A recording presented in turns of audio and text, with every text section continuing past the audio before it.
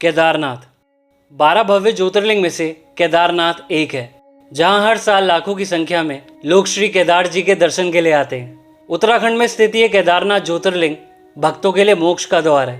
केदारनाथ के दर्शन करने से भक्तों के सभी पाप धुल जाते हैं। केदारनाथ 4 धामों में से एक धाम है। कैसे भगवान शिव यहाँ ज्योतिर्लिंग के रूप में प्रकट हुए, यही जानेंगे आज हम इस वीडियो में। तो दोस्तों, स्वागत है आप सभी का हमारे चैनल स्पिरिचुअल जर्नी हिंदी पर। धार्मिक ग्रंथों की कथा के अनुसार महाभारत युद्ध जीतने के बाद पांडवों में से सबसे बड़े भाई युधिष्ठिर का हस्तिनापुर के राजा के रूप में राज तिलक किया गया। उसके बाद करीब 4 दशकों तक यानी 40 साल तक युधिष्ठिर ने हस्तिनापुर पर राज किया। इसी दौरान एक दिन पांचों पांडव भगवान श्री कृष्ण के साथ बैठकर महाभारत के युद्ध के बारे में बात कर रहे थे।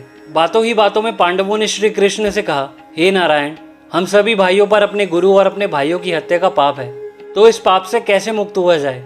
तब श्री कृष्ण ने पांडवों से कहा कि ये बात सच है कि युद्ध में भले ही जीत तुम्हारी हुई है, लेकिन तुम लोग अपने गुरु और भाइयों को मारने के कारण पाप के भोगी बन गए हो। इन पापों से मुक्ति सिर्फ तुम्हें महादेव ही दिलवा सकते हैं। तुम अपने पापों से मुक्ति पाने के लिए महादेव की शरण में जाओ।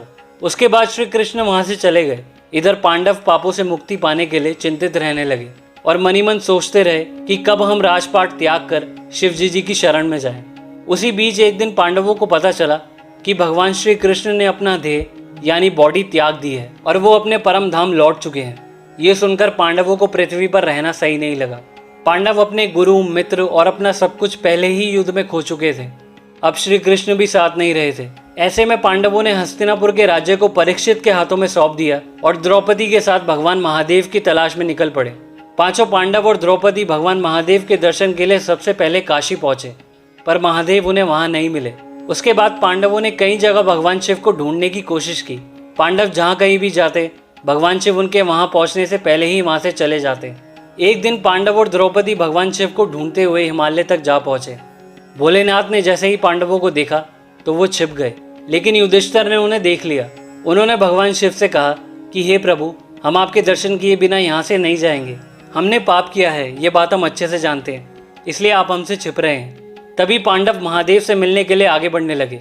उसी समय एक बैल ने उन पर हमला कर दिया और भीम उस बैल से लड़ने लगे। तभी बैल ने अपना सर चट्टान में छुपा लिया। जैसे ही भीम ने बैल को चट्टान से बाहर निकालने के लिए उसकी पूंछ पकड़कर खींची तो बैल का सर धड़ से अलग हो गया। इसके बाद बैल का धड़ शिवलिंग में बदल गया और फिर महादेव उसमें से प्रकट हुए। भगवान भोलेनाथ को अपने सामने देखकर पांडवों ने उनसे अपनी गलती की क्षमा मांगी। भगवान शिव ने पांडवों को माफ कर दिया और उन्हें सारे पापों से मुक्त कर दिया। उसके बाद महादेव ने पांडवों को स्वर्ग का रास्ता बताया और अंतर्ध्यान हो गए।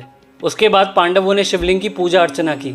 आज उसी शिवलिंग को हम केदारनाथ धाम से जानते हैं, क्योंकि यहाँ पांडवों को स्वर्ग जाने का रास्ता स्वयं भगवान शिव जी ने दिखाया था। इसलिए हिंदू धर्म में केदार स्थल को मुक्ति स्थल भी माना जाता है।